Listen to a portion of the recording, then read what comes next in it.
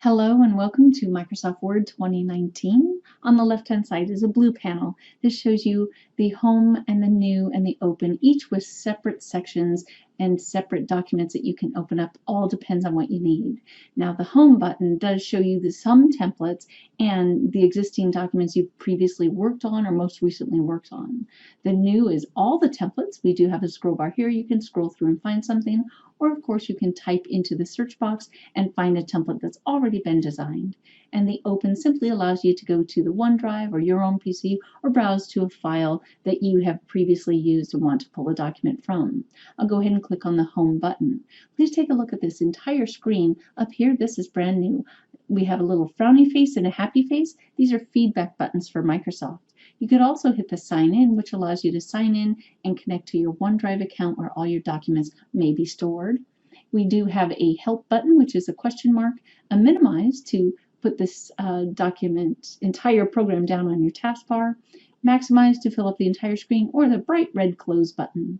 I'll go ahead and double click on this blank document right here, and we'll have an introduction to the Microsoft Word screen. Please notice up on top the blue title bar. Over on the left-hand side is a small set of tools. This is called the Quick Access Toolbar, sometimes called the QAT, Quick Access Toolbar. We'll be having an entire lesson on that particular feature.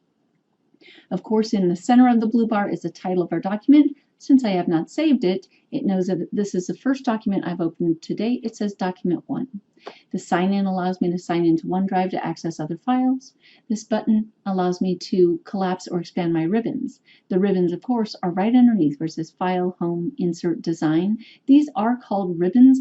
I prefer to call them workbenches personally because they're full of all these tools that we need to become familiar with. But technically, Microsoft Word does call them ribbons. When I click on this button, I can show just the tabs, or I can click it again and show the tabs and commands.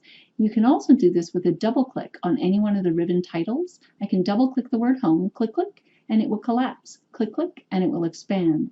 The reason you would do that is if you're using a laptop and have very limited screen space, it's very nice to collapse your ribbons to give you more room to view your document. Over here we do have the minimize, maximize, and of course the close button. And then when we're in our document, we have our scroll. We can scroll all the way down. At the very bottom, we have a zoom control. I can click and drag the lever to zoom in or out, or I could just tap on the little plus signs and the minus sign to do the same thing.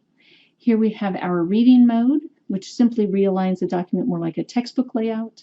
Our print layout, which is a formal letter layout, which is the preferred one that I use all the time. And of course our web layout, which simply does not have margin markers or margin boundaries. The display settings, this is brand new in 2019. This allows you to optimize for best appearance. And then on the bottom left-hand side, we have number of pages, number of words, and this macro button, which we will not be having a lesson in for this course.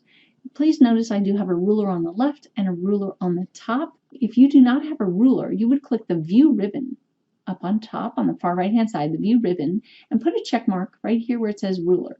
If I uncheck mine, my rulers go away, but when you put a check mark on there, they reappear. It's really important when you are working with Microsoft Word to be aware of the inches on each side of your piece of paper, so that's why we like to have the ruler there.